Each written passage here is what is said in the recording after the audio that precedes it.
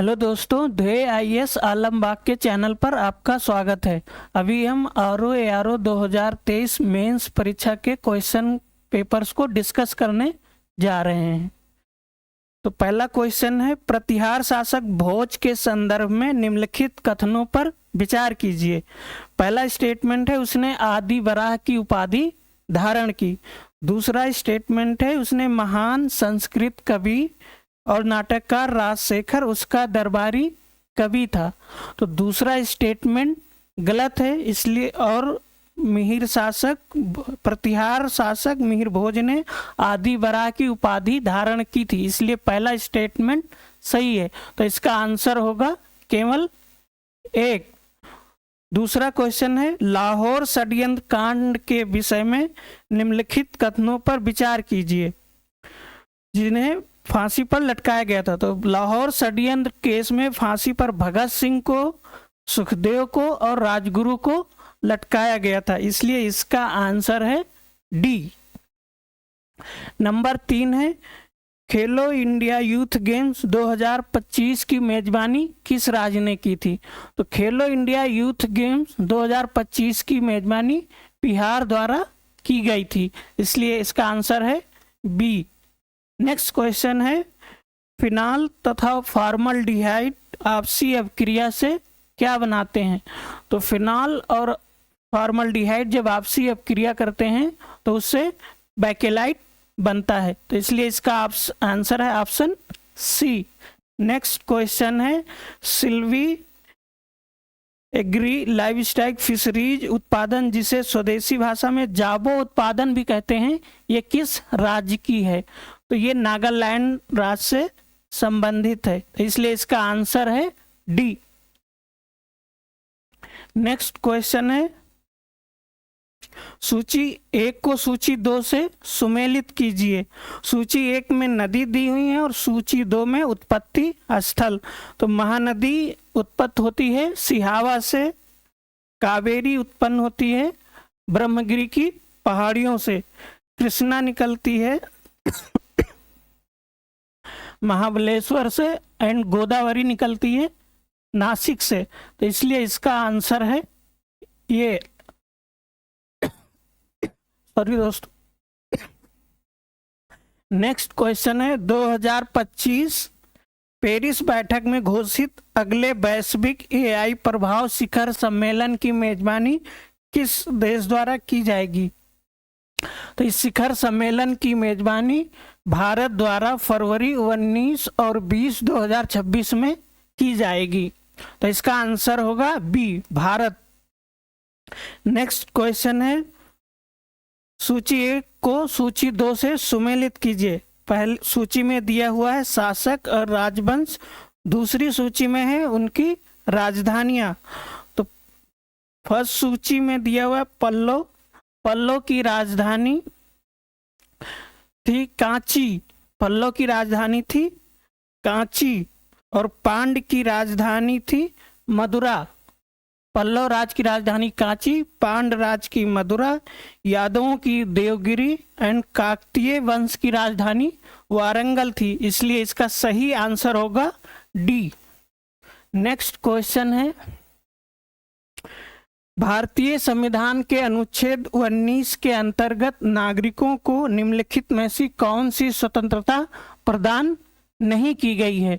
तो इसका आंसर होगा ये, भारतीय अनुच्छेद 19 के अंतर्गत भारतीय संविधान में नागरिकों को अंतरात्मा की स्वतंत्रता तथा किसी धर्म को मानने और आचरण करने की स्वतंत्रता प्रदान नहीं की गई है, इसलिए इसका आंसर है ये। नेक्स्ट क्वेश्चन है, ठहरा पानी जैसे कि झील या दलदल को निम्नलिखित में से क्या कहते हैं।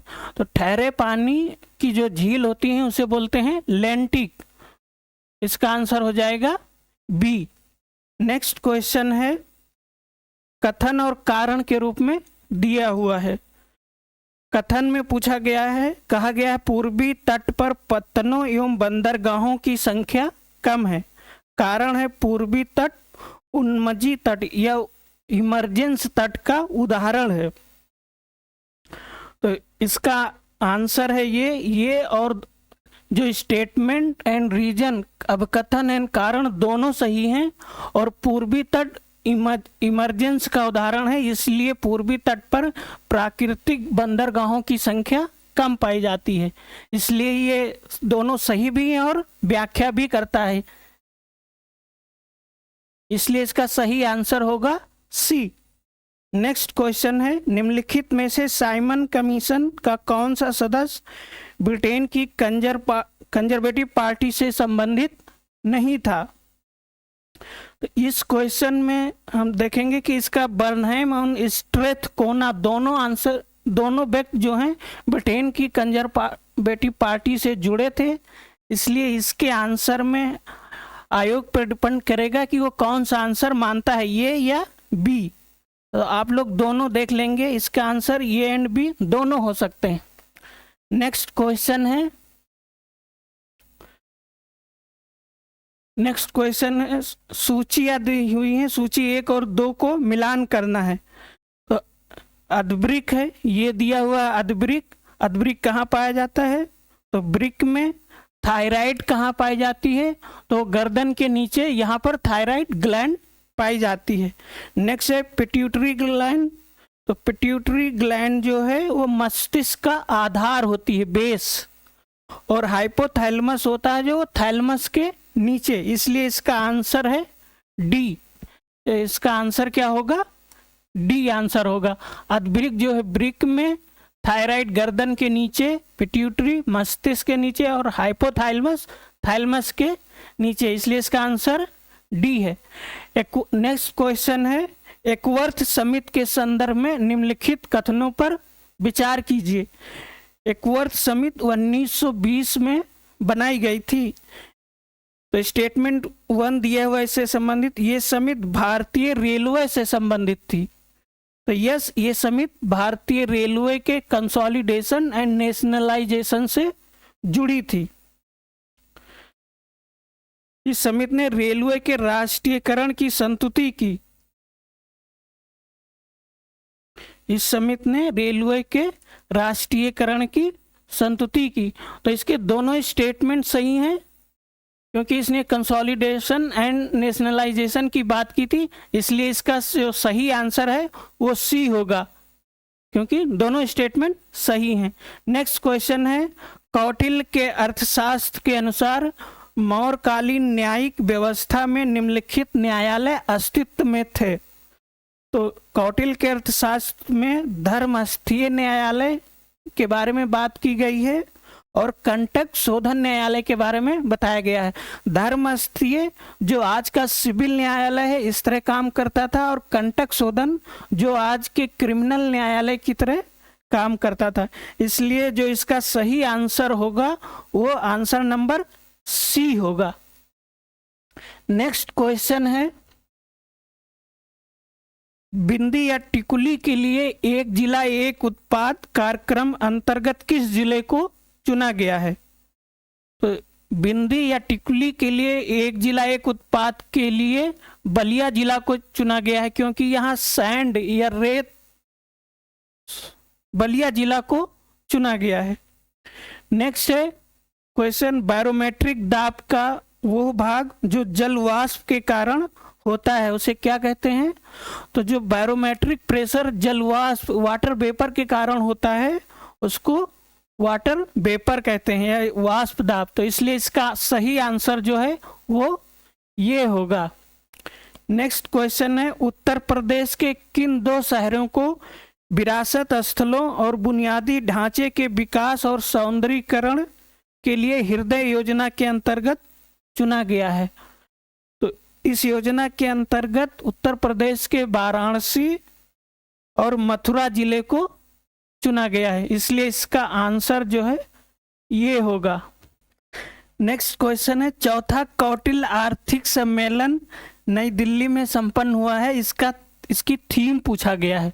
तो इसकी थीम थी अशांति समय में समृद्धि की तलाश। तो इसका आंसर होगा डी। इसका आंसर होगा डी। नेक्स्ट क्वेश्चन है, भारतीय राज्यों में किसमें से मोनाजाइट खनिज से थोरियम संसाधन प्राप्त किया जाता है? तो थोरियम संसाधन मोनाजाइट खनिज से केरल के तट पर यह पाया जाता है, इसलिए इसका आंसर होगा ये केरल। नेक्स्ट क्वेश्चन है, सूची 1 और 2 सूचियां दी हुई हैं जिनको सुमेलित करना है। सूची 1 में पहले नंबर पे दिया है डायनमो। डायनमो क्या करता है? डायनमो यांत्रिक ऊर्जा को विद्युत ऊर्जा में बदलता है। डायनमो यांत्रिक ऊर्जा को विद्युत ऊर्जा में बदलता है। एंड सेलेनोमीटर जो है वो क्या करता है? वो सैलिनिटी को मेजर करता है। सेलिनोमीटर सैलिनिटी को मेजर करता है। नेक्स्ट है manometer. Manometer measures the liquid of gases. ये क्या करता है? द्रव्य या गैस के दाब को मापता है मैनोमीटर। और फोटोमीटर जो है प्रकाश की तीव्रता को मापता है, इसलिए इसका सही आंसर जो है वो डी ऑप्शन होगा। नेक्स्ट क्वेश्चन है, निम्नलिखित में से कौन सा कथन सत्य नहीं है? इसमें 4 ऑप्शन दिए हैं। मोनोसाइट्स एक प्रकार की इम्यून कोशिकाएं हैं। प्लेटलेट्स में कोशिका नाभिक नहीं होता है। ल्यूकेमिया एक रक्त कैंसर है। और प्लेटलेट्स मांसपेशियों में बनने वाली छोटी रक्त कोशिकाएं हैं। तो मोनोसाइट्स एक प्रकार की इम्यून कोशिकाएं हैं, ये ऑप्शन सही है। सेकंड, प्लेटलेट्स में कोशिका नाभिक नहीं होता, ये भी सही है। थर्ड, ल्यूकेमिया तो सबको पता है ये कैंसर होता है इससे, इसलिए इसका डी ऑप्शन जो है वो ट्रू या सत्य नहीं है। इसका कौन सा आंसर सही हो जाएगा? D option. नेक्स्ट क्वेश्चन है, 2025 में ये आईबीडी साधारण सभा के 23वें महाधिवेशन के दौरान किस देश को कार्यकारी बोर्ड का अध्यक्ष चुना गया है? तो ये सभा हाल ही में थाईलैंड के फुकेट में आयोजित की गई थी और इसका जो कार्यकारी बोर्ड है उसका अध्यक्ष भारत को चुना गया है। नेक्स्ट क्वेश्चन है, 2011 की जनगणना के अनुसार उत्तर प्रदेश के किस जिले का जनसंख्या घनत्व सर्वाधिक है? तो 2011 की जनगणना के अनुसार उत्तर प्रदेश के गाजियाबाद की जनसंख्या घनत्व जो है वो सर्वाधिक है। ये लगभग 1907 के आसपास पाया जाता है गाजियाबाद का जनसंख्या घनत्व, इसलिए इसका सही ऑप्शन जो सही आंसर है वो डी ऑप्शन होगा। नेक्स्ट क्वेश्चन है, एंटीपायरेटिक का प्रयोग होता है नींद को बढ़ाने में, तनाव को कम करने में, दर्द को कम करने में या ज्वार को फीवर को कम करने में। तो एंटी जो पायरेटिक दवाएं होती हैं उनसे हम फीवर को कम करते हैं, इसलिए इसका जो सही आंसर है वो ऑप्शन डी होगा। नेक्स्ट क्वेश्चन है, निम्नलिखित में से कौन सा भारतीय राज्य व्यवस्था का एक आवश्यक लक्षण है जो यह दर्शाता है कि इसका स्वरूप संघीय है? तो दिए गए ऑप्शन में इसका सही आंसर होगा डी। न्यायपालिका की स्वतंत्रता हमें बताती है कि भारतीय राज्य व्यवस्था जो है वो संघीय स्वरूप में है, इसलिए इसका सही ऑप्शन या आंसर होगा ऑप्शन सी। नेक्स्ट क्वेश्चन है, थाईलैंड के किस शहर में 19 से 21 अगस्त 2025 तक 23वां ये आईबीडी महाधिवेशन आयोजित किया गया? तो 21 से 25 अगस्त 2025 को 23वां ये आईबीडी महाधिवेशन थाईलैंड के फुकेट में आयोजित किया गया था, इसलिए इसका जो सही आंसर है वो ऑप्शन डी होगा। नेक्स्ट क्वेश्चन है, निम्नलिखित में से कौन सा भारत के निर्वाचन आयोग का कार्य नहीं है?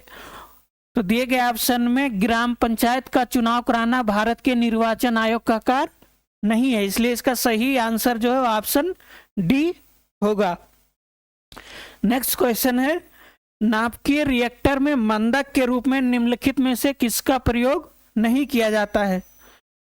तो नाभिकीय रिएक्टर में मंदक के रूप में ग्रेफाइट का प्रयोग किया जाता है, हैवी वाटर जो DTO है इसका प्रयोग किया जाता है, H2O जो लाइट वाटर है इसका भी प्रयोग किया जाता है। इसलिए जो ऑप्शन सी बचता है इसका प्रयोग मंदक के रूप में नहीं किया जाता, इसलिए ऑप्शन सी सही आंसर इसका होगा। नेक्स्ट क्वेश्चन है जून 2025 में त्रिपुरा को किस कार्यक्रम के अंतर्गत पूर्ण साक्षर राज्य घोषित किया गया है? तो 2025 में त्रिपुरा को उल्लास नव भारत साक्षरता कार्यक्रम के अंतर्गत पूर्ण साक्षर राज्य घोषित किया गया है, इसलिए इसका जो सही आंसर है वो ऑप्शन ये होगा। त्रिपुरा तीसरा स्टेट भारत में बना है, पहला है मिजोरम एंड दूसरा है गोवा, थर्ड है त्रिपुरा। नेक्स्ट क्वेश्चन है बलबन के काल के संदर्भ में निम्नलिखित कथनों पर विचार कीजिए। स्टेटमेंट, पहला स्टेटमेंट दिया हुआ दीवाने अर्ज नामक पृथक विभाग की स्थापना बलबन द्वारा की गई थी, यह उसके काल में हुई है, तो ये ऑप्शन सही है। बलबन ने दीवाने अर्ज नामक पृथक विभाग की स्थापना की थी। सेकेंड स्टेटमेंट दिया उसने सैन्य सुधारों के तहत सैनिकों को पूरा वेतन नगद में देने की शुरुआत की।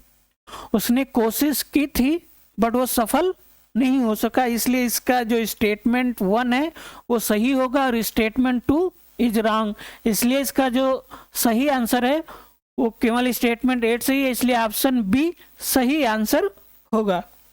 नेक्स्ट क्वेश्चन है कार्मिक प्रबंधन सूचना प्रणाली नेटवर्क विकसित किया गया है, पूछ रहा है किसके द्वारा विकसित किया गया है? तो ये ICAR Indian council of agricultural research द्वारा विकसित किया गया है, इसलिए इसका सही आंसर ऑप्शन ये होगा। नेक्स्ट क्वेश्चन है समृद्धि की सीमाएं लिमिट्स ऑफ ग्रोथ जो पर्यावरण से संबंधित है ये किसके द्वारा लिखी गई है? तो इसमें ऑप्शन में दिया हुआ A.G. टांसले, वंदना शिवा, माधव गाडगिल और डोनेला H. मिडोज। तो ये बुक लिखी गई है limits of growth Donella H. Meadows के द्वारा जो पर्यावरण से संबंधित है। 1972 में इन्होंने इस बुक को लिखा था, तो इसलिए सही आंसर ऑप्शन डी होगा, डोनेला H. मिडोज। नेक्स्ट क्वेश्चन है उत्तर प्रदेश में टांडा ताप विद्युत केंद्र का संचालन कौन सा संगठन करता है? ताप विद्युत संयंत्र है, तो ताप विद्युत संयंत्रों के लिए भारत में NTPC national thermal power corporation वो रिस्पॉन्सिबल है, इसलिए इसका आंसर होगा NTPC, ऑप्शन नंबर बी। अगला क्वेश्चन है निम्नलिखित प्रदेशों पर विचार कीजिए, तमिलनाडु, महाराष्ट्र, आंध्र प्रदेश एंड उत्तर प्रदेश। इसमें दिया गया कि उपर्युक्त प्रदेशों को 2011 जनगणना के अनुसार जनसंख्या के प्रतिशत के आरोही क्रम में व्यवस्थित कीजिए। जनसंख्या के प्रतिशत के आरोही क्रम में व्यवस्थित कीजिए। तो सबसे अधिक जनसंख्या किसकी है? उत्तर प्रदेश की,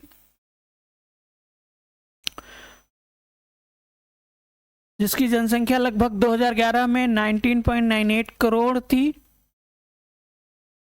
सबसे कम जनसंख्या होगी तमिलनाडु की जो उस समय 7.2 करोड़ थी। असेंडिंग ऑर्डर में पूछ रहा है, तो असेंडिंग ऑर्डर में होगा इसका आंसर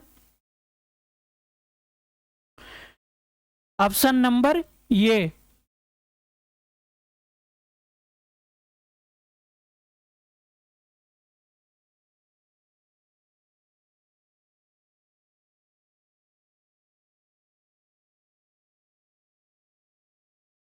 ऑप्शन नंबर ये असेंडिंग ऑर्डर मतलब सबसे कम से बढ़ते हुए क्रम में, इसलिए इसका आंसर होगा ऑप्शन नंबर ये। आंध्र प्रदेश की जनसंख्या, यूनाइटेड आंध्र प्रदेश लेंगे 2011 में, तो उसकी जनसंख्या तमिलनाडु से अधिक थी, क्योंकि आंध्र प्रदेश का विभाजन 2014 में किया गया है, तेलंगाना और आंध्र प्रदेश 2 प्रदेशों के रूप में, तो इसलिए इसका आंसर होगा 3, 1, 2 एंड 4, ऑप्शन नंबर ये। नेक्स्ट क्वेश्चन है, निम्नलिखित में से कौन सा युग्म सही सुमेलित नहीं है?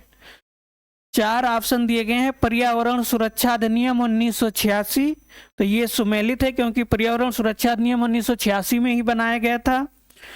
वायु प्रदूषण नियंत्रण एवं निवारण अधिनियम 1981, ये भी सुमेलित है।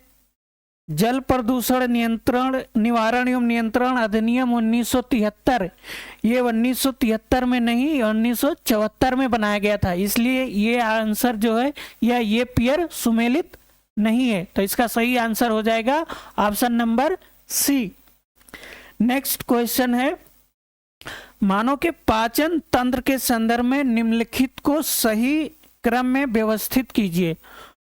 पाचन तंत्र के संदर्भ में निम्नलिखित को सही क्रम में व्यवस्थित कीजिए। तो सबसे पहले क्या आएगा? ओसोफेगस, ओसोफेगस ग्रास नली।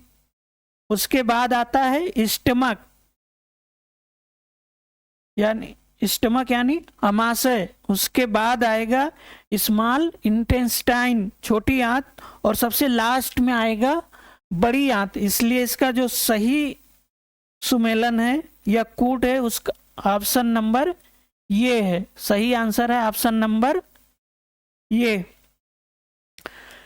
नेक्स्ट क्वेश्चन है, यदि ये स्क्वायर -1 अपान ये इज इक्वल टू 2, देन ये की पावर 6 -1 अपान ये क्यूब का मान क्या होगा?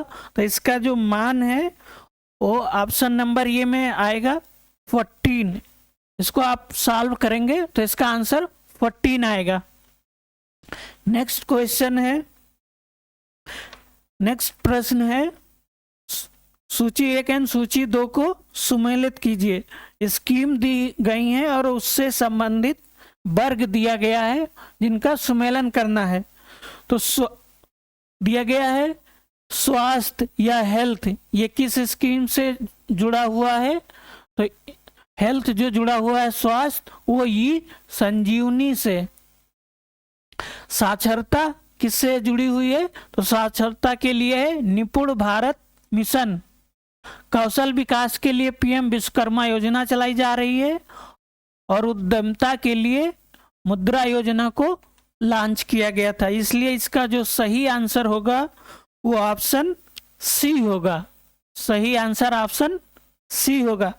नेक्स्ट प्रश्न है, उत्तर प्रदेश ने 2025 में किस वैश्विक तकनीकी कंपनी के साथ एआई सामर्थ्य कृषि नेटवर्क की शुरुआत की है?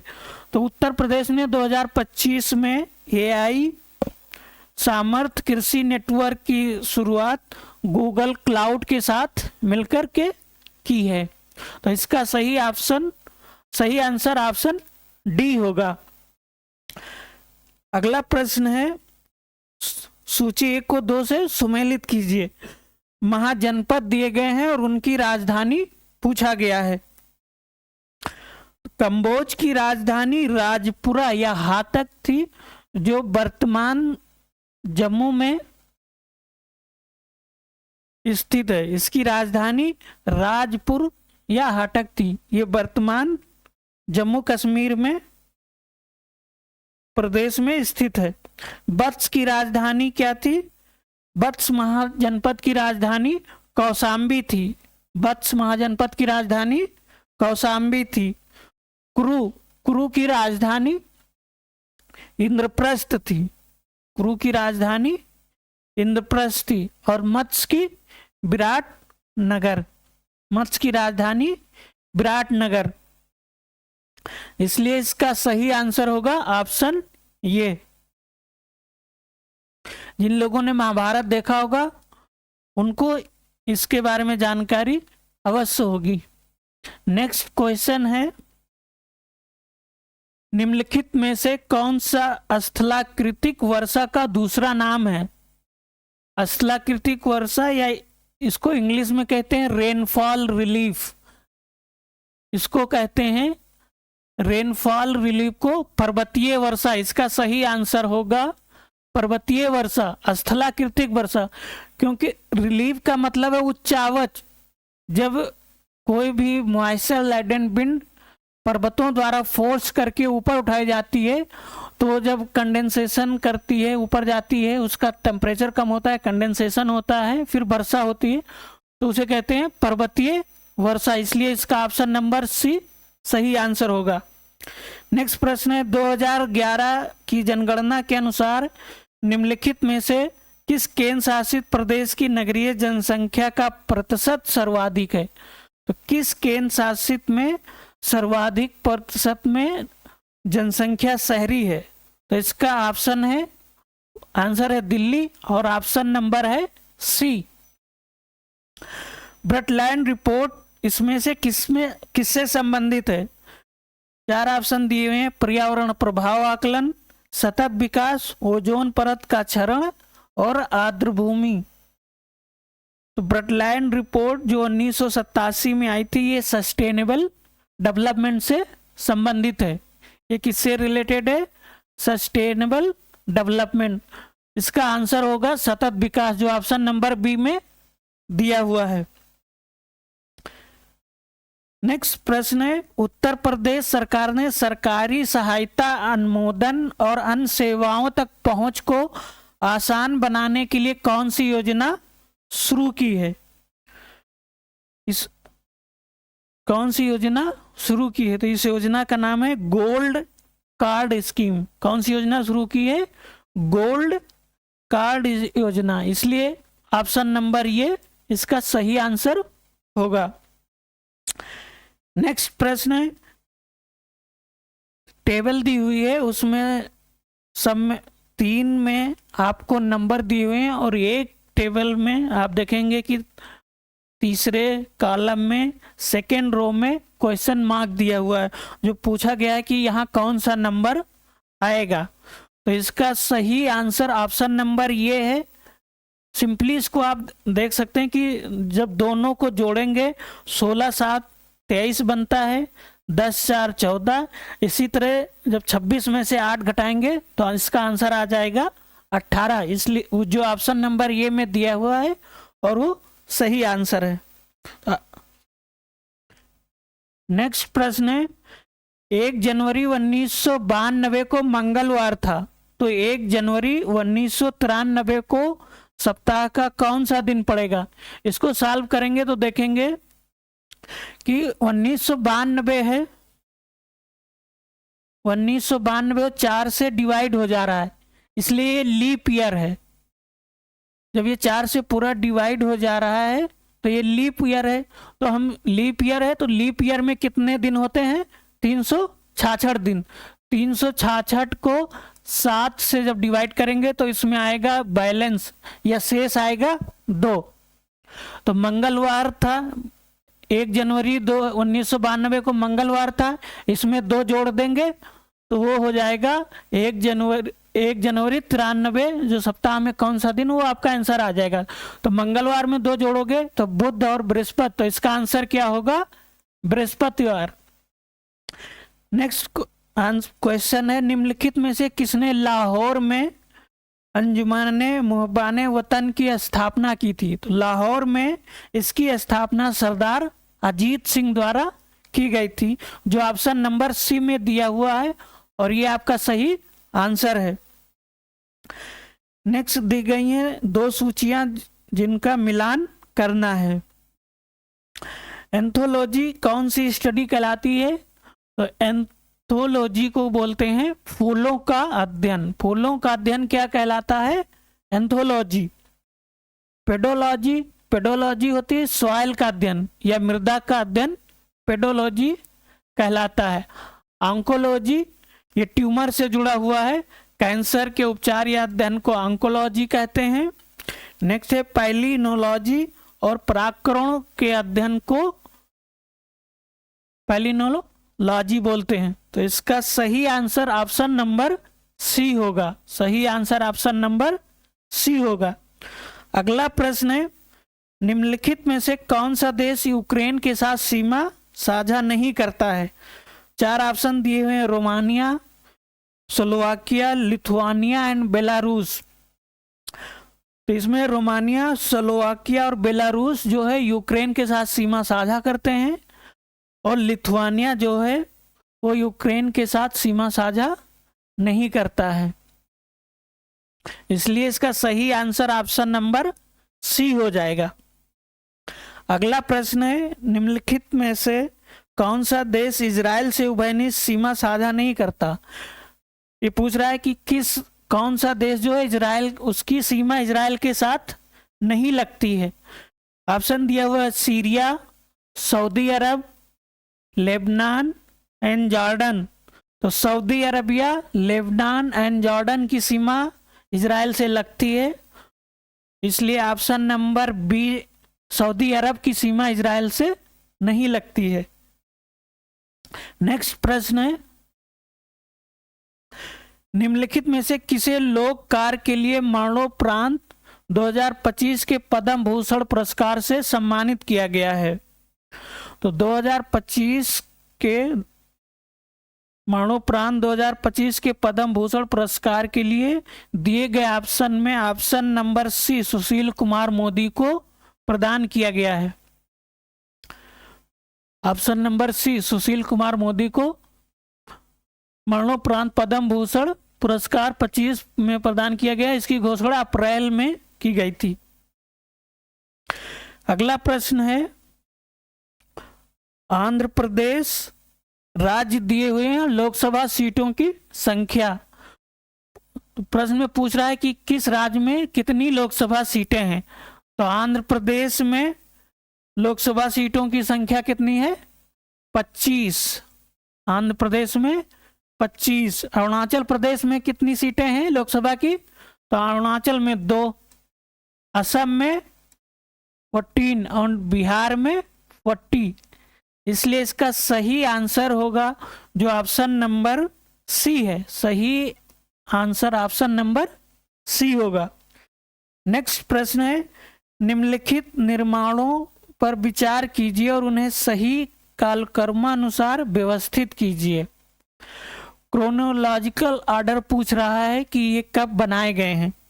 तो अलाई दरवाजा का निर्माण हुआ है 1311 ईस्वी में। अलाई दरवाजा बनाया गया है 1311 ईस्वी में।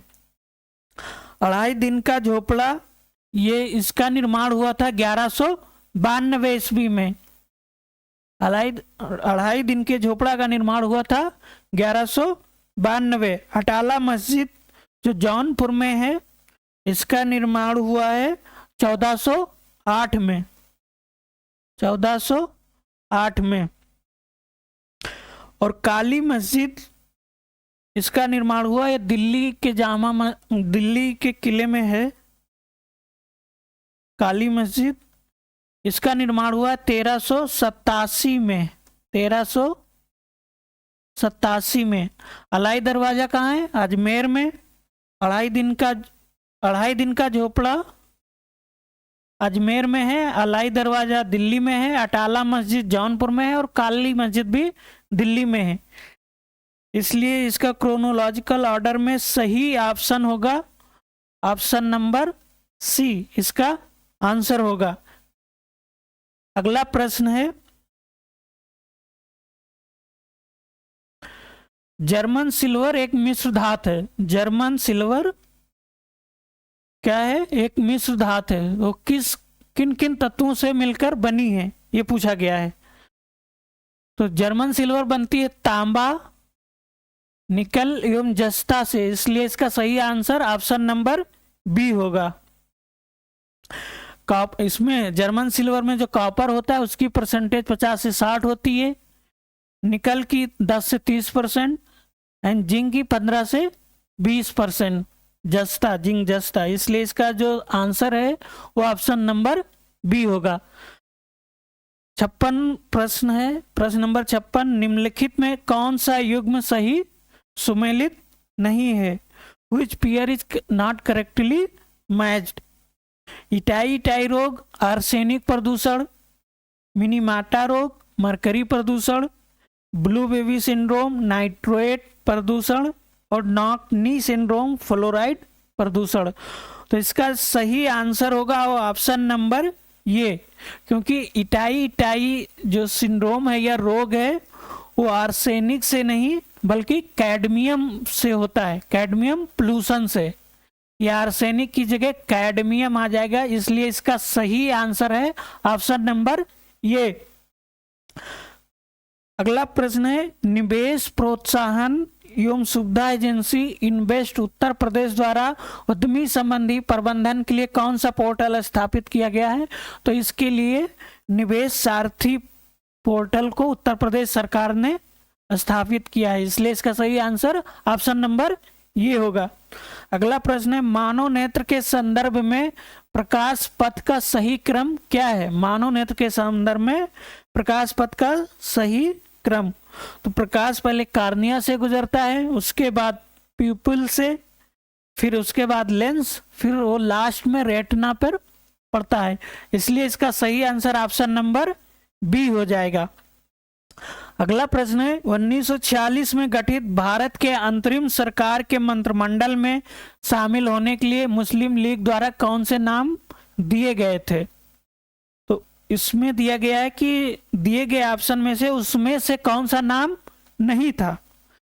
तो मुस्लिम लीग द्वारा जो नाम दिए गए थे उसमें जोगेंद्रनाथ मंडल, लियाकत अली खान और गजनफर अली खान का नाम शामिल था, इसलिए जो नाम नहीं था वो है सैयद अली जहीर, इसलिए इस क्वेश्चन का जो सही आंसर ऑप्शन नंबर सी होगा, सैयद अली जहीर। अगला क्वेश्चन है, निम्नलिखित में से कौन सी भारत के सबसे पश्चिमी पहाड़ियां हैं? दिया हुआ ऑप्शन में दिया हुआ है Mahadev hills, Ramgarh hills, Satmala hills and Garhjat की पहाड़ियां। महादेव हिल्स मध्य प्रदेश में पाई जाती हैं, सेंट्रल मध्य प्रदेश में। रामगढ़ की पहाड़ियां पाई जाती हैं छत्तीसगढ़ एंड झारखंड की सीमा के पास।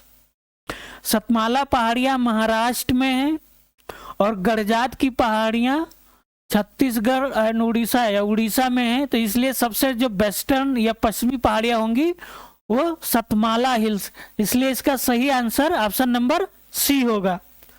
अगला प्रश्न है, औपनिवेशिक काल के दौरान मुंबई से प्रकाशित होने वाला पहला समाचार पत्र निम्नलिखित में से कौन था?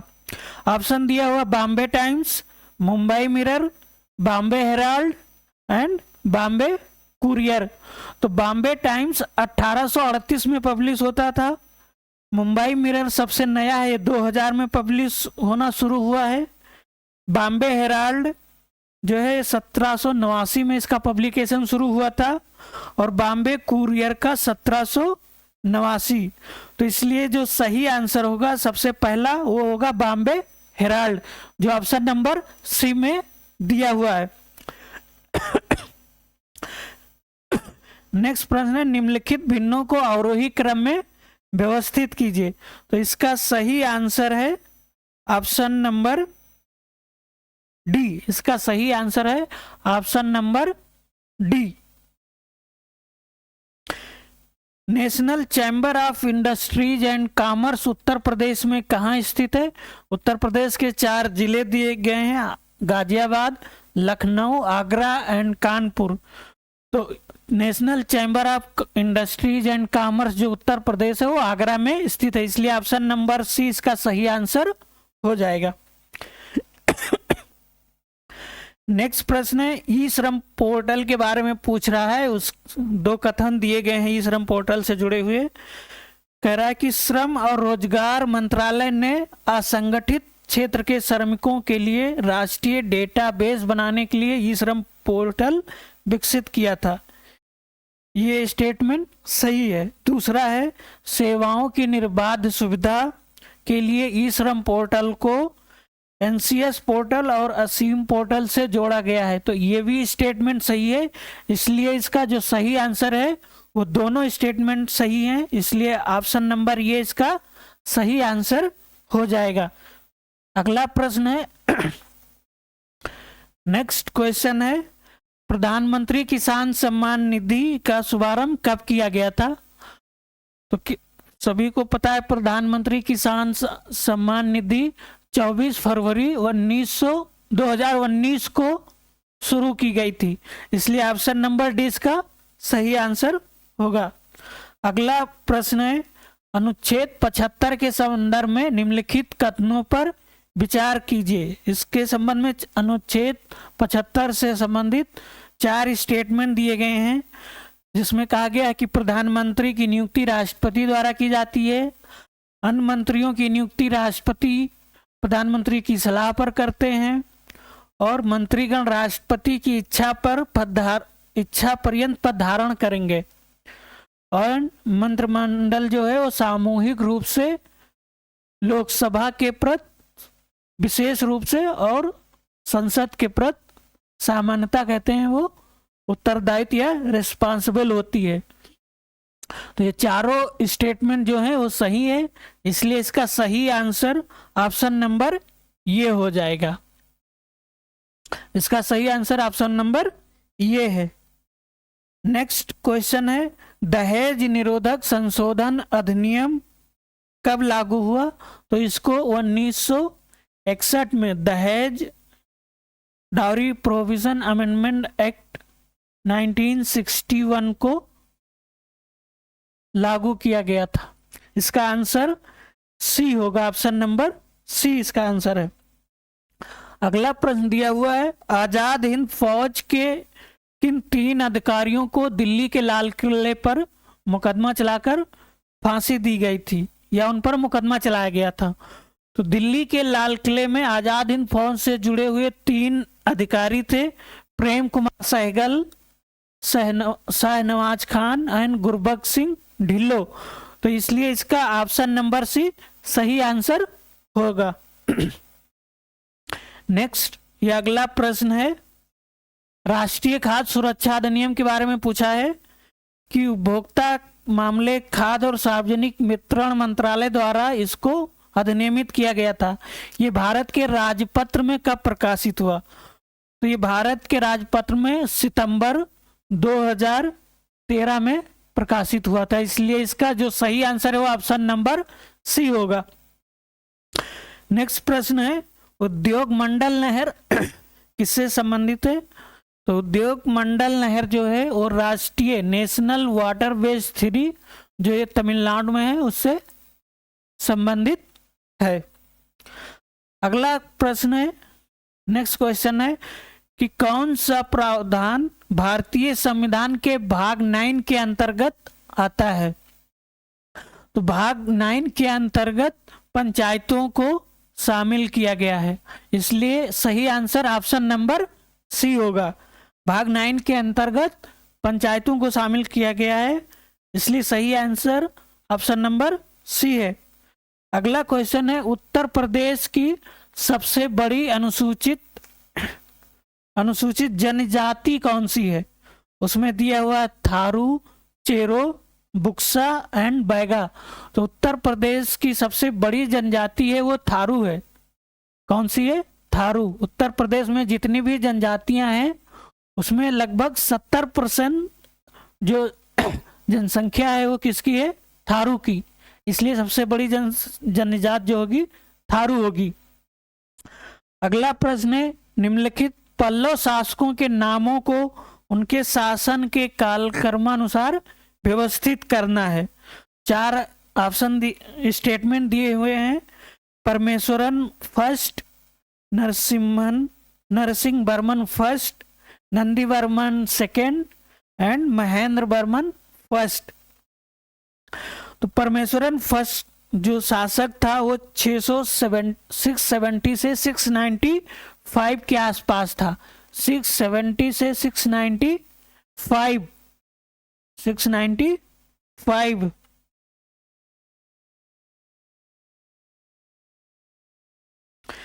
नरसिंह वर्मन था 630 से 668। 630 से 668। नंदी वर्मन द्वितीय था 731 से 795 के आसपास। 731 से 795। एंड महेंद्र वर्मन फर्स्ट जो शासक था ये था 600 एडी से 600 एडी से 630 तक। इसलिए इसका जो सही आंसर है वो ऑप्शन नंबर बी होगा। सही आंसर ऑप्शन नंबर बी होगा। नेक्स्ट, ये अगला प्रश्न है, 1813 के चार्टर एक्ट में शिक्षा के लिए कितना धन आवंटित करने का प्रावधान किया गया था? 1813 के चार्टर एक्ट में शिक्षा के लिए कितना धन आवंटित किया गया था?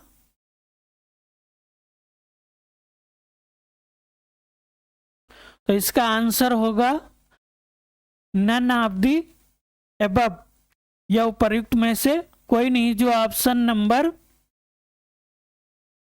नंबर डी में दिया गया है। चार्टर में 1 लाख रुपया पूरा आवंटित किया गया था, ना कि 1 लाख रुपए मासिक। इसलिए इसका जो सही आंसर है वो नन ऑफ दी अबव, जो ऑप्शन नंबर डी में दिया हुआ है।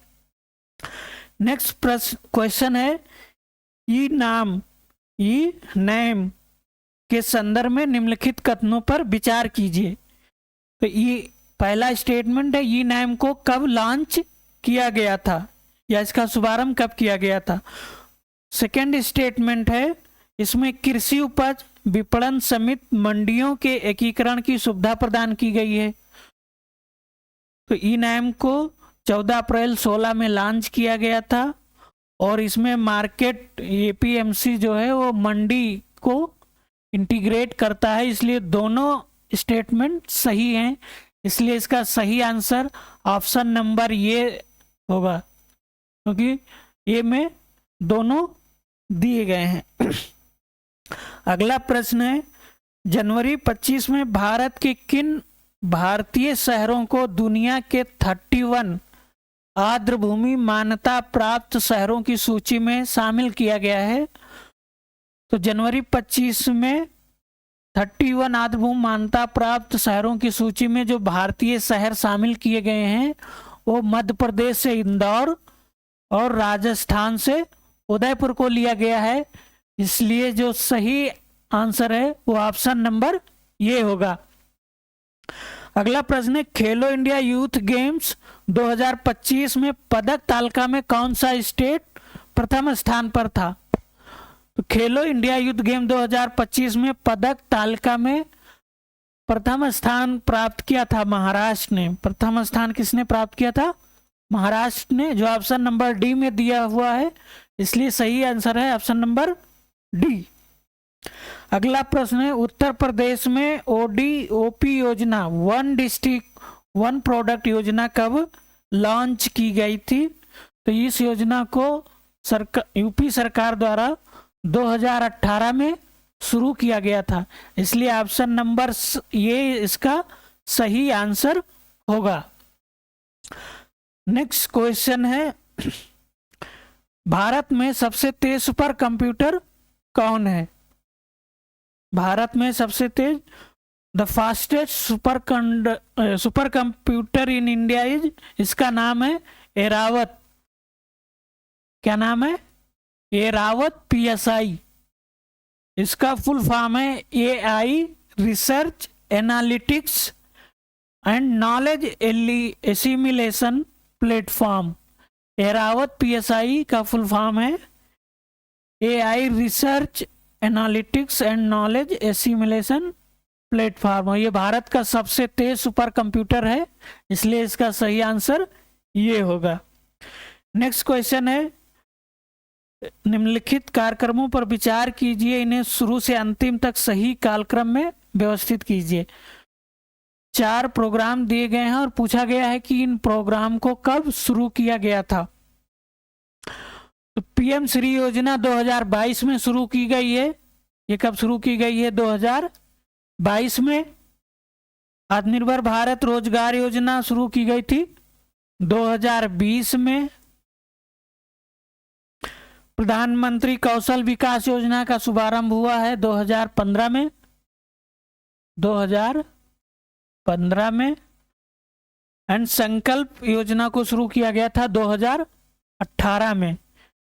इसलिए जब इसको हम क्रोनोलॉजिकल ऑर्डर में सेट करेंगे तो इसका जो आंसर आएगा वो आएगा सी, ऑप्शन नंबर। इसका सही आंसर क्या है? Option number C. Next question है, किस शासक ने which ruler defeated the Chola king Parantaka first and built a victory pillar and temple at Rameswaram? तो चोल राजा प्रांतक प्रथम को कृष्णा तृतीय ने पराजित किया था। किसने पराजित किया था? कृष्णा तृतीय ने, जो ऑप्शन नंबर सी में दिया हुआ है। और ये रामेश्वरम गया था जहां पर उसने विजय स्तंभ और मंदिर का निर्माण कराया था। अगला प्रश्न दिया हुआ है, एक 8 सेंटीमीटर लंबाई की जीवा है और 5 सेंटीमीटर त्रिज्या वाले वृत्त के केंद्र से उसकी दूरी है। तो आंसर पूछ रहा है इसका कौन सा आंसर सही होगा? तो इसका सही आंसर ऑप्शन नंबर बी है। कौन सा है? Option number B. इसको आप पाइथागोरस प्रमेय से हल कर सकते हैं। एक सर्कल ड्रा करेंगे, उसकी जो रेडियस है वो 5 सेंटीमीटर है और जो जीवा है या जो कार्ड है उसकी लंबाई है 8 सेंटीमीटर। कार्ड की लंबाई क्या है? 8 सेंटीमीटर। तो कार्ड की लंबाई, जब हम सर्कल के सेंटर से कार्ड पर एक पैरेलल लाइन ड्रा करेंगे, क्या करेंगे? पैरेलल लाइन, तो इसको 2 इक्वल पार्ट्स में डिवाइड करती है। तो जो इसकी जो हाफ कार्ड होगी या सेमी कार्ड ये बनेगी 4 सेंटीमीटर। तो जब पाइथागोरस प्रमेय लगाएंगे तो 5 square minus 4 square equal to 3 square आएगा। रूट में है इसलिए इसका आंसर 3 हो जाएगा, जो ऑप्शन नंबर सी में दिया हुआ है।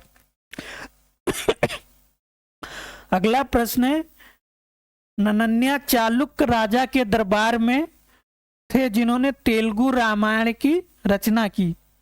ननन्या के बारे में बताया गया है जो चालुक्य राजा के दरबार में रहते थे और बताया गया इन्होंने तेलुगु रामायण की रचना की है।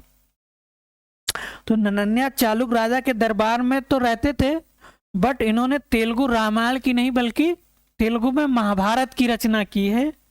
इसलिए स्टेटमेंट नंबर फर्स्ट जो है क्या है? रॉन्ग है। Statement first is wrong. Second statement दिया हुआ है, कंबन चोल राजा के दरबार में रहते थे जिन्होंने तमिल में महाभारत की रचना की है।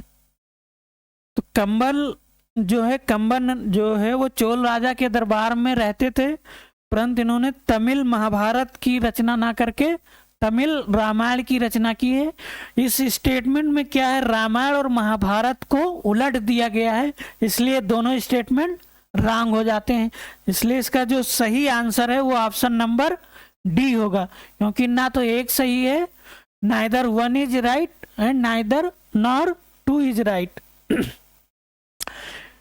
बिकॉज इन्होंने ननन्या ने रामायण की रचना ना करके महाभारत की है और कंबन जो है उन्होंने रामायण की रचना की है। इसलिए इसका आंसर जो है वो ऑप्शन नंबर डी होगा।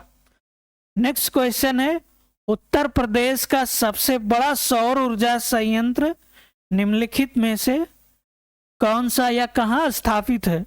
तो उत्तर प्रदेश का सबसे बड़ा सोलर जो प्लांट है वो मिर्जापुर में स्थापित है या इस्टेब्लिश्ड है। कहाँ इस्टेब्लिश्ड है? मिर्जापुर में। इसकी जो पावर जनरेटिंग कैपेसिटी हो लगभग 75 मेगावाट के आसपास है। नेक्स्ट प्रश्न है, अगला लाइफ मिशन के बारे में पूछा गया है। 2 स्टेटमेंट दिए गए हैं और पूछा है कौन सा सही है और कौन सा गलत है। तो लाइफ स्टेटमेंट में पहला स्टेटमेंट है कि पर्यावरण के लिए जीवन शैली आंदोलन की घोषणा कब की गई थी? तो इसकी घोषणा 2021 में प्राइम मिनिस्टर द्वारा 26 कॉप में ग्लासगो में की गई थी। कहाँ की गई थी? ग्लासगो में, ब्रिटेन में है ग्लासगो, वहां प्रधानमंत्री ने COP26 में इसकी घोषणा इस मिशन की थी। सेकेंड स्टेटमेंट है पर्यावरण रक्षा और संरक्षण के लिए व्यक्तिगत और सामुदायिक कार्रवाई करने के लिए भारत के नेतृत्व वाला मिशन है। तो ये स्टेटमेंट भी क्या है, स्टेटमेंट सही है, इसलिए इसका सही आंसर हो जाएगा बोथ आर करेक्ट। जो ऑप्शन नंबर डी में दिया गया है सही आंसर होगा ऑप्शन नंबर डी। अगला प्रश्न है भारतीय संविधान के अनुच्छेद 243 डी किससे संबंधित है? अनुच्छेद 243 डी के बारे में पूछा गया किससे संबंधित है? तो ये पंचायतों में आरक्षण से संबंधित है। किससे संबंधित है? पंचायतों में आरक्षण से संबंधित है।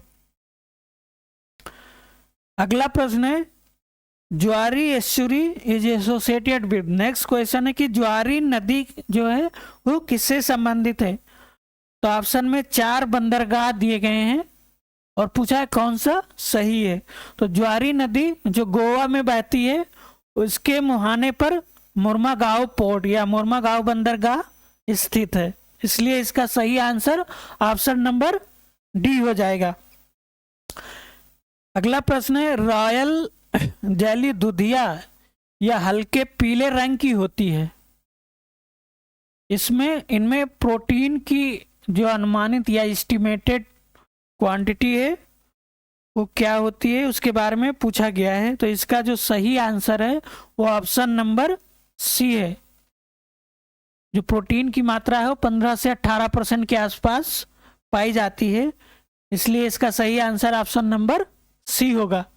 नेक्स्ट प्रश्न है अगला क्वेश्चन है सूची 1 2 सूचियां दी गई हैं और जिनको मिलाने के बारे में कह रहा है। सूची 1 में दिया गया है नूरुद्दीन, मिन्हाजुद्दीन सिराज, भानुदत्त और बामन भट्ट बाण। तो पूछा गया है कि इन्होंने कौन सी रचना की थी? तो नूरुद्दीन ने रचना की थी लुआब उल अलबाब, इसकी रचना की थी लुबाब उल अलबाब। मिन्हाजुद्दीन सिराज ने तबकाते नासरी की रचना की थी। भानुदत्त ने रसमंजरी की एंड बामन भट्ट बाण ने रचना की थी पार्वती परगड़े की रचना। बामन भट्ट बाण ने पार्वती परगड़े की, मिन्हाजुद्दीन सिराज ने तबकाते नासरी की, नूरुद्दीन ने लुबाबुल अलबाब की और भानुदत्त ने रस मंजरी की। तो इसका जो सही आंसर है वो ऑप्शन नंबर सी में दिया गया है। किसमें दिया गया है? ऑप्शन नंबर सी में। अगला प्रश्न है कि निम्नलिखित में से किसे सामान्यतः जैविक सुपरमार्केट बोलते हैं? किसे बायोलॉजिकल सुपरमार्केट बोलते हैं? तो वेटलैंड्स को बायोलॉजिकल सुपरमार्केट बोलते हैं क्योंकि इसकी जो प्रोडक्टिविटी है वो ज़्यादा है, इसीलिए इसको बायोलॉजिकल सुपरमार्केट बोलते हैं। अगला प्रश्न पूछा गया है लखपति दीदी के बारे में। नेक्स्ट प्रश्न है लखपति दीदियों के बारे में। तो इसमें 2 स्टेटमेंट दिए गए हैं और पूछा जा रहा है कि कौन सा स्टेटमेंट जो है वो सही है। तो पहला स्टेटमेंट है सरकार ने 3 करोड़ लखपति दीदी बनाने का लक्ष्य रखा है। सरकार ने पहले 2 करोड़ लक्ष्य था बट बाद में उसको संशोधित करके 3 करोड़ कर दिया गया है, तो इसलिए स्टेटमेंट 1 जो है सही है। स्टेटमेंट 1 सही है। नेक्स्ट स्टेटमेंट है लखपति दीदी 1 लाख या उससे अधिक की वार्षिक आय वाली महिला है। तो ऑब्वियसली जब उनकी जो इनकम है 1 लाख से ऊपर होगी तभी लखपति कहलाएंगी, इसलिए ये स्टेटमेंट भी क्या है? सही है। तो इसका सही आंसर कौन सा होगा? ऑप्शन नंबर ये, because both statements are correct. Next question है 2 भाइयों की औसत आयु 9 वर्ष है। जब इसमें उनकी माता जी की आयु जुड़ जाती है तो औसत आयु 9 वर्ष बढ़ जाती है, तब माता जी की आयु के बारे में पूछा गया है। तो इसका जो आंसर है वो आएगा 36। आंसर आएगा 36। इसको आप लोग सॉल्व करेंगे, हमने सॉल्व करके आंसर टिक कर दिया है। नेक्स्ट क्वेश्चन है, भिन्न द्रव्यमान संख्या वाले समान तत्वों के परमाणु कहलाते हैं। तो जिनका मास नंबर जो है सेम होता है वो क्या कहलाते हैं? उनको हम आइसोटोप्स बोलते हैं। इसलिए इसका सही आंसर ऑप्शन नंबर ये होगा। अगला प्रश्न है, निम्नलिखित प्रदेशों में से कौन सा प्रदेश 2011 की जनगणना के अनुसार सर्वाधिक नगरीकृत प्रदेश? पूछा गया 2011 की जनगणना के अनुसार कौन सर्वाधिक नगरीकृत है? तो इसमें गोवा की नगरीय जनसंख्या सबसे ज्यादा है। यूरोप में राइन नदी जलमार्ग निम्नलिखित में से किस देश से होकर नहीं पास होता है? ऑप्शन में देखेंगे इटली। इटली साउथ यूरोप में है, इसलिए जो इसका सही ऑप्शन होगा वो इटली होगा। जो राइन नदी हो जर्मनी, स्विट्जरलैंड, नीदरलैंड सभी से पास होती है। अगला प्रश्न है, एक व्यक्ति अपनी पत्नी से 3 वर्ष बड़ा है और अपने पुत्र से आयु का 4 गुना है। यदि पुत्र 3 वर्ष पश्चात 15 वर्ष का हो जाता है तो माँ की वर्तमान आयु, इसका आंसर है 45। इसका आंसर है 45। नेक्स्ट प्रश्न है या क्वेश्चन है, भारतीय संविधान में उल्लिखित मौलिक अधिकारों के संबंध में निम्नलिखित में से कौन सा कथन सही है? निम्नलिखित में से कौन सा कथन सही है? तो फंडामेंटल राइट्स के बारे में बताया गया पहले स्टेटमेंट में कि ये क्या है, जस्टिसेबल एंड इन्फोर्सेबल। तो ये स्टेटमेंट क्या है? करेक्ट है। जो मौलिक अधिकार या फंडामेंटल राइट्स हैं वो जस्टिसेबल भी हैं और इन्फोर्सेबल भी हैं। सेकेंड ऑप्शन है, सेकेंड स्टेटमेंट है, राष्ट्रीय आपातकाल की स्थिति में राष्ट्रीय आपातकाल की स्थिति में इनको निलंबित किया जा सकता है अनुच्छेद 20 तथा 21 को छोड़कर। तो इनको निलंबित नहीं किया जा सकता है, बल्कि इनका जो लागू करना है वो अनुच्छेद 32 के थ्रू उसको रोक दिया जाता है, लेकिन 20 और 21 लागू रहते हैं। क्या है? 20 एंड 21 लागू रहते हैं, इसलिए ये स्टेटमेंट भी क्या है? करेक्ट है। नेक्स्ट है, ये पूर्ण किसी भी परिस्थिति में इन पर प्रतिबंध नहीं लगाया जा सकता है। और चौथा, इन्हें संशोधित नहीं किया जा सकता है। तो ये पूर्ण नहीं है, ये एब्सोल्यूट नहीं है, इनमें अमेंडमेंट हो सकता है। और आप देखोगे कि सरकार ने कई बार इनमें अमेंडमेंट किया गया है, इसलिए स्टेटमेंट जो थर्ड है वो क्या है? रॉन्ग है। और स्टेटमेंट 4 भी है इनकरेक्ट या रॉन्ग है। तो इसका जो सही आंसर है वो ऑप्शन नंबर सी में है सही answer. Statement 1 and statement 2 are जो है ये हैं करेक्ट हैं, और बाकी 3 एंड 4 है वो इनकरेक्ट है। इसलिए सही आंसर ऑप्शन नंबर सी होगा। अगला प्रश्न है, 4 बौद्ध संगीत उनको उनके आयोजन स्थलों के अनुसार कालक्रम में पूछा गया है।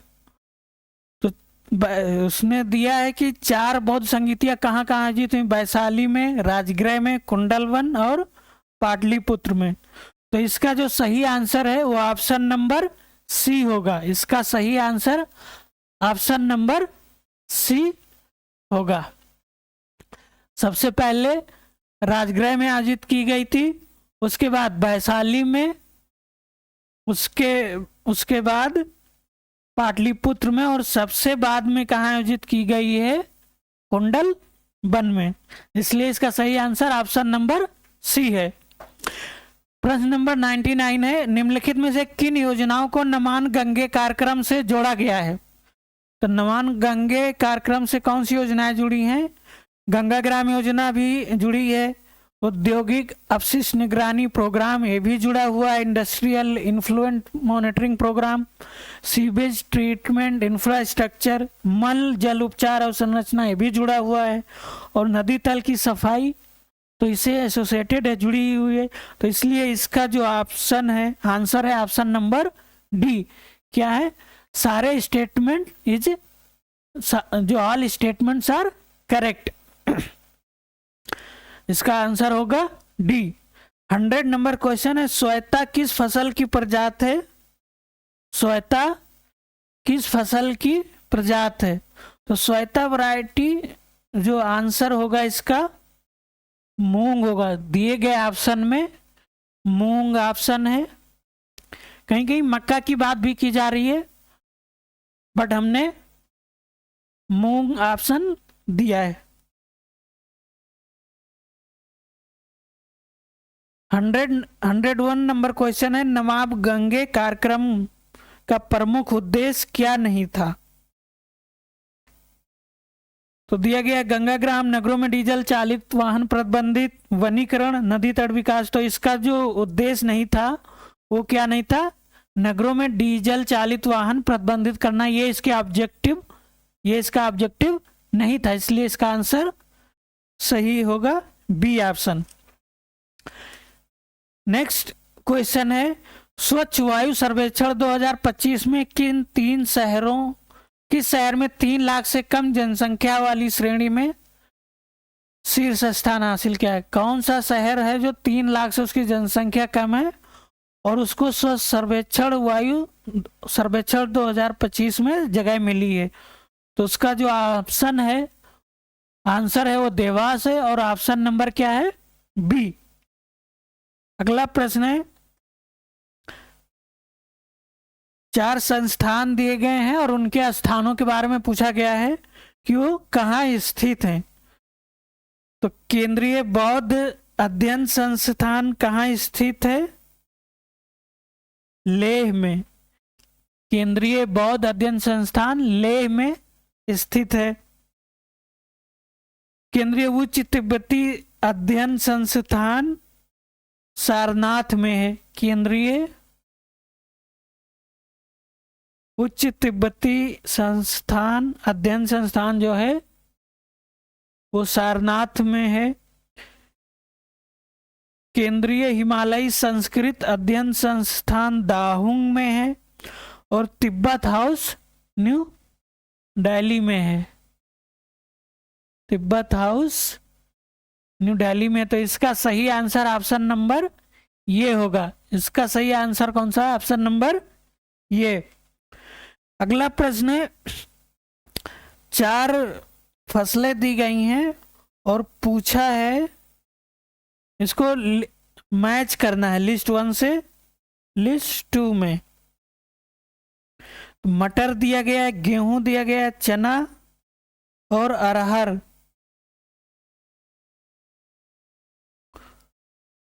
तो मटर जो है वो मटर जो है पायसम से जुड़ी हुई है।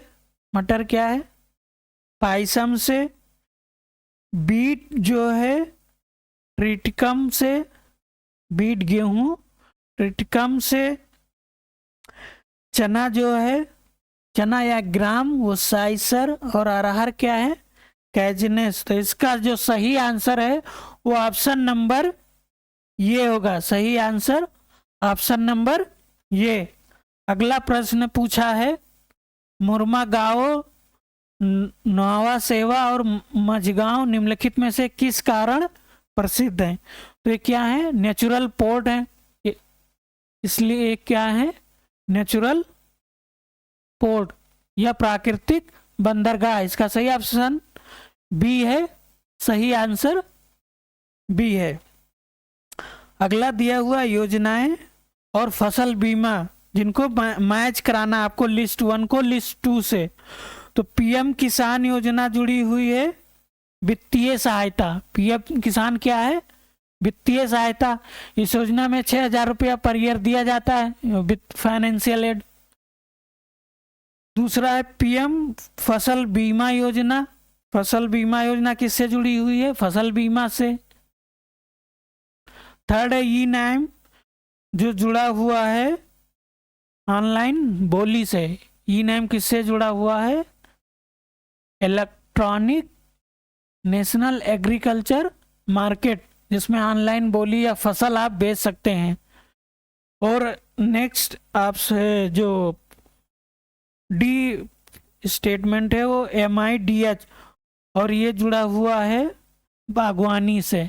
MIDH किससे जुड़ा हुआ है? बागवानी से। इसलिए इसका सही जो आंसर है वो होगा ऑप्शन ये। सही आंसर क्या है? ऑप्शन नंबर ये।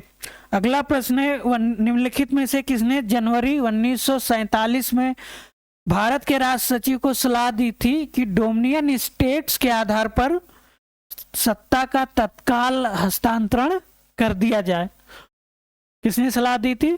तो उस समय सलाह दी थी BP मेनन ने, क्योंकि ये सेक्रेटरी थे भारत सरकार के, क्या थे? सचिव थे। इसलिए इन्होंने लॉर्ड माउंटबेटन को सलाह दी थी कि सत्ता हस्तांतरण शीघ्र ही कर दिया जाए। इसलिए इसका सही आंसर ऑप्शन नंबर C है। अगला प्रश्न है, मैथमेटिक्स से जुड़ा हुआ है ये। दो संख्याओं का योगफल 15 है, उनका गुणोत्तर माध्य और समांतर माध्य, जो गुणोत्तर माध्य है वो समांतर माध्य से बता रहा 20% कम है, तो संख्याएं कौन सी होंगी? तो संख्याएं होंगी 12 और 3। इसका सही आंसर है ऑप्शन नंबर ये 12 और 3। अगला क्वेश्चन है, नेक्स्ट क्वेश्चन है, जैव रासायनिक अपघटन प्रक्रिया के लिए ऑक्सीजन की मात्रा की जो आवश्यकता होती है उसे क्या कहते हैं? तो जैव रासायनिक अपघटन प्रक्रिया के लिए जो ऑक्सीजन की आवश्यकता होती है उसे कहते हैं जैव रासायनिक ऑक्सीजन मांग, जो ऑप्शन नंबर C में दिया गया है। इसलिए सही आंसर है ऑप्शन नंबर C। अगला प्रश्न है, दिया हुआ एक कक्षा में 36 विद्यार्थी हैं, लड़कों की संख्या लड़कियों की संख्या से दुगनी है। सरता जिसका कक्षा में 19वां स्थान है, उससे जो है 13 लड़के आगे हैं। सरता से पीछे कितनी लड़कियां पूछी गई हैं? तो इसका आंसर होगा ऑप्शन नंबर ये। क्या है? ऑप्शन नंबर ये। अगला प्रश्न है, उत्तर प्रदेश में नमूना पंजीकरण प्रणाली का मुख्य उद्देश्य क्या था? What is the main purpose of sample registration system in Uttar Pradesh? तो इसका जो आंसर होगा वो ऑप्शन नंबर ये होगा, to monitor population growth and health indicators, जनसंख्या वृद्धि एवं स्वास्थ्य संकेतकों की निगरानी करना है। इसलिए इसका सही जो आंसर है वो ऑप्शन नंबर ये होगा। अगला प्रश्न है, चूड़ियों के लिए प्रसिद्ध फिरोजाबाद का कांच उद्योग ऐतिहासिक रूप से आसपास के क्षेत्रों में किस कच्चे माल के कारण विकसित हुआ है? तो फिरोजाबाद की चूड़ियां भारत में और विश्व स्तर पे भी प्रसिद्ध हैं। तो इन चूड़ियों का यहाँ जो विकास हुआ है किसके कारण हुआ है? सिलिका सैंड या सिलिका रेत के कारण। किसके कारण हुआ है? सिलिका सैंड या सिलिका रेत के कारण। क्योंकि जो कांच है, जो ग्लास है, वो किससे बनती है? मोस्टली सिलिका सैंड से बनाई जाती है। इसलिए इसका विकास यहाँ पे फिरोजाबाद में चूड़ियों का विकास ज्यादा हुआ है। इसलिए सही आंसर होगा जो इसका ऑप्शन नंबर C सही आंसर है। अगला प्रश्न है, केंद्रीय मृदा एवं जल संरक्षण अनुसंधान एवं प्रशिक्षण संस्थान देहरादून में कब स्थापित किया गया था? तो इसकी स्थापना 1 अप्रैल 1974 को हुई थी। तो इसका सही आंसर ऑप्शन नंबर B होगा। अगला प्रश्न है, नेक्स्ट क्वेश्चन है, निम्नलिखित संगठनों पर विचार कीजिए और उन्हें सही कालक्रम के अनुसार व्यवस्थित करिए। तो 4 स्टेटमेंट दिए हैं, बंग Bhasha Prakashika Sabha, land holder society, Bengal British India society और इंडियन लीग। तो जो बंग भाषा प्रकाशिका सभा है 1836 में बनी थी, लैंड होल्डर सोसाइटी 1838 में बनी थी। बंगाल ब्रिटिश इंडिया सोसाइटी 1843 में बनाई गई थी। एंड इंडियन लीग की स्थापना हुई थी 1873 में। इसलिए इसका सही जो आंसर होगा वो ऑप्शन नंबर बी में है।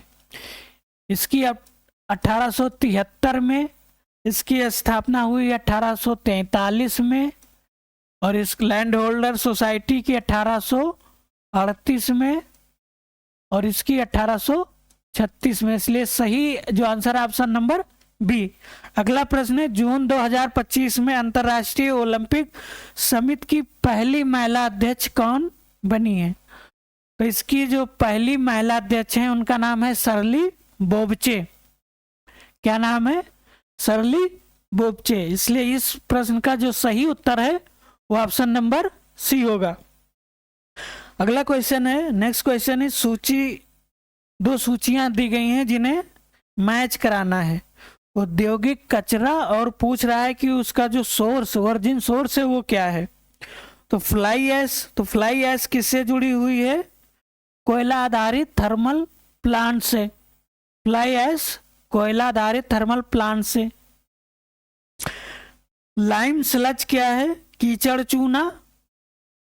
चूना क्या है? Lime sludge. ये क्या है? चीनी एवं कागज उद्योग का जो निकला हुआ स्लज है वो लाइम चूना है।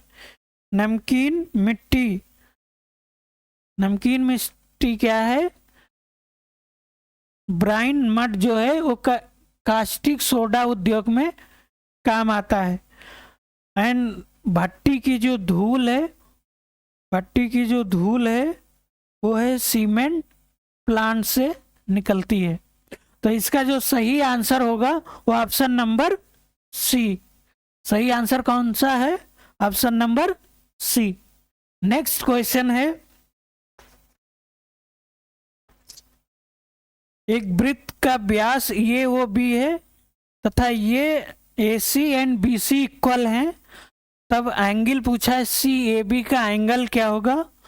तो ये हम यहाँ आंसर बता देते हैं, आप लोग सॉल्व करिएगा घर जाके। इसका आंसर है डी 60 डिग्री। इसका आंसर है डी 60 डिग्री। ट्रांस फैट के बारे में पूछा है। अगला क्वेश्चन है ट्रांस फैट के बारे में, कि ट्रांस फैट के बारे में निम्नलिखित में जो स्टेटमेंट दिए हैं वो कौन सा रॉन्ग है, सही नहीं है। तो ट्रांस फैट ये हृदय की बीमारी की खतरे को बढ़ाता है, ये डायबिटीज 2 के खतरे को कम करता है, ये HDL कोलेस्ट्रॉल को कम करता है, और ये LDL कोलेस्ट्रॉल को बढ़ाता है। तो इसका आंसर होगा ऑप्शन नंबर बी। ये एक प्रकार का टाइप 2 डायबिटीज है और उसके खतरे को क्या करता है? कम करता है। इसलिए इसका सही आंसर ऑप्शन नंबर बी होगा। अगला क्वेश्चन, नेक्स्ट क्वेश्चन है, 3 स्टेटमेंट दिए गए हैं और पहला स्टेटमेंट है, ऋग्वेद तथा अथर्ववेद में सभा तथा समिति का उल्लेख मिलता है। तो ये स्टेटमेंट क्या है? This statement is correct. Rigveda और अथर्ववेद में सभा और समितियों का वर्णन है, उनके बारे में उल्लेख किया गया है। नेक्स्ट स्टेटमेंट है कि समिति जो है वो वयोवृद्ध की, मतलब ये ओल्ड पर्सन्स की सभा थी। तो जो सभा थी उसमें जो ओल्ड पीपुल है वो इंक्लूड थे, समिति में नहीं। समिति किसकी थी? कॉमन पीपुल के लिए। इसलिए सेकेंड स्टेटमेंट क्या है? इनकरेक्ट है। थर्ड स्टेटमेंट है कि क्षुद्रक मल्ल संघ नामक गणतंत्र परिसंघ ने 4वीं शताब्दी ईस्वी में सिकंदर से मुकाबला किया था। तो ये स्टेटमेंट क्या है? This statement is also incorrect, but ये ऑप्शन में है नहीं, तो इसलिए पहला स्टेटमेंट करेक्ट है, सेकेंड एंड थर्ड जो है वो क्या है? इनकरेक्ट, बट ऑप्शन में है नहीं, तो इसलिए इसका आप ऑप्शन सी मार सकते हैं, या ये आयोग पे डिपेंड करेगा कि वो कौन सा ऑप्शन लेता है या कौन सा नहीं लेता है। अगला क्वेश्चन या नेक्स्ट क्वेश्चन है कि लखनऊ शब्द दिया गया, लखनऊ, उसको आपस में व्यवस्थित किया गया है तथा शब्द में नाउ को हमेशा होने की प्राथमिकता है। तो ये क्वेश्चन प्रोबेबिलिटी पे डिपेंड है। तो इसका जो आंसर है वो है ऑप्शन नंबर ये 1/42। तो इसका सही आंसर है ऑप्शन नंबर ये। ठीक है, बोलेगा। हमने अपने अनुसार या जो हमारी टीम है जो आंसर उसके अनुसार टीम ने आंसर जुटाए थे उसके अनुसार हमने बताने की कोशिश की है। इसमें आपको कहीं कुछ गलत लगता है या कहीं डाउट है तो आप कमेंट के माध्यम से शेयर कर सकते हैं। क्या कर सकते हैं? कमेंट के माध्यम से शेयर कर सकते हैं, जिसपे हम लोग आगे डिस्कस कर सकते हैं। और वीडियो देखने के लिए आप लोगों को धन्यवाद। और अगला आपको क्या करना है? सब्सक्राइब करना है और लाइक बटन पुश करना है। तो थैंक यू।